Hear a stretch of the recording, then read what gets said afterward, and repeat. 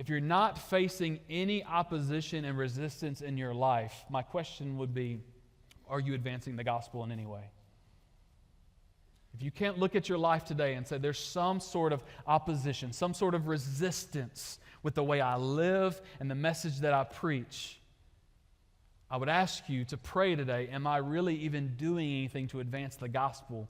Or am I just kind of doing my own walk with Christ, church, reading my Bible on my own, but it's not advancing the mission of God? I think this should be convicting for all of us today, that as we live a life as we live a life that proclaims the gospel message, we're going to face both. We're going to encounter both types of responses. Some people will lean in with curiosity. Some people will push back with hostility. And I want to, for really quick, because opposition is really one of the main themes of this text, what I want you to see is some reasons why people will oppose the truth of the gospel. I think one of those reasons is pride.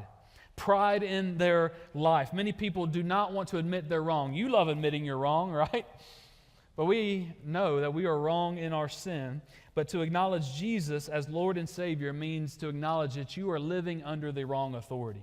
And so you're asking them to admit they're wrong and that they need to give their life to follow Jesus. For Elymas, admitting Paul was right, that this message was right, meant losing his status that he had built. Another reason, not just pride, but another reason I see here is greed.